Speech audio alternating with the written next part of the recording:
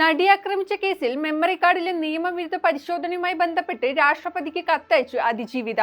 Memory card നിയമവിരുദ്ധ പരിശോധിച്ചതുമായി ബന്ധപ്പെട്ട് അന്വേഷണം അട്ടിമറിക്കപ്പെട്ടതായി ചൂണ്ടിക്കാണിച്ചാണ് അതിജീവിതയുടെ പരാതി. അന്വേഷണ റിപ്പോർട്ടിൽ ഇതുവരെ നടപടി ഉണ്ടായിട്ടില്ലെന്നും കുറ്റക്കാർക്കെതിരെ നടപടി എടുക്കണമെന്നും പരാതിയിൽ ആവശ്യപ്പെട്ടിട്ടുണ്ട്. ജുഡീഷ്യൽ ഓഫീസർമാരും ഉദ്യോഗസ്ഥരും കുറ്റക്കാരെന്ന അന്വേഷണത്തിൽ കണ്ടെത്തി. വകുപ്പ് തല നടപടിയിൽ ഒതുക്കാൻ നീക്കം നടക്കുന്നു. അതിനാൽ ക്രിമിനൽ നിയമപ്രകാരം നടപടിയെടുക്കണമെന്നാണ് അതിജീവിതയുടെ ആവശ്യം. ഹൈക്കോടതിയിൽ സുപ്രീം കോടതിയും നൽകിയ പരാതിയിലും നടപടി ഉണ്ടായിട്ടില്ലെന്ന് പരാതിയിൽ അതിജീവിത ചൂണ്ടിക്കാണിച്ചിട്ടുണ്ട്. നടിയെ ആക്രമിച്ച കേസിലെ തെളിവായി പീഡന ദൃശ്യങ്ങളടങ്ങിയ മെമ്മറി കാർഡ് നിയമവിരുദ്ധമായി പരിശോധിച്ചത് 3 കോടതികളിലെന്ന് കണ്ടെത്തിയ അന്വേഷണ റിപ്പോർട്ട് നേരത്തെ പുറത്തുവിട്ടിരുന്നു. ജഡ്ജ് ഹണി എം വർഗീസ് ആണ് മെമ്മറി കാർഡ് സംബന്ധിച്ച് അന്വേഷണം നടത്തിയത്. അവർ ഹൈക്കോടതിയിൽ സമർപ്പിച്ച റിപ്പോർട്ടിലെ വിവരങ്ങളാണ് പുറത്തുവരുന്നത്.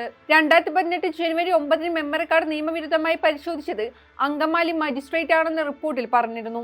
Angamaly magistrate Leena Rasheed memory card പരിശോധിച്ചത് രാത്രി 9:58 കണ്ടെത്തിയിരുന്നു. ജില്ലാ പ്രിൻസിപ്പൽ സെഷൻസ് കോടതി bench clerk 2018 December 13 memory card പരിശോധിച്ചിരുന്നു. ബെഞ്ച് ക്ലാർക്ക് മഹേഷ് മോഹനാണ് നിയമവിരുദ്ധമായി മെമ്മറി കാർഡ് പരിശോധിച്ചത്. രാത്രി 10:58 മഹേഷ് മോഹൻ മെമ്മറി കാർഡ് പരിശോധിച്ചതെന്നും റിപ്പോർട്ടിലുണ്ട്. മെമ്മറി കാർഡ് ഉപയോഗിച്ചത് വിവോ ഫോൺ ശിരസ്താറിന്റെ ആണെന്നും അന്വേഷണ റിപ്പോർട്ട് പറയുന്നു. ശിരസ്താർ താജുദ്ദീന്റെ ഫോണിലാണ് പീഡന ദൃശ്യങ്ങൾ കണ്ടതെന്നാണ് റിപ്പോർട്ടിലുള്ളത്.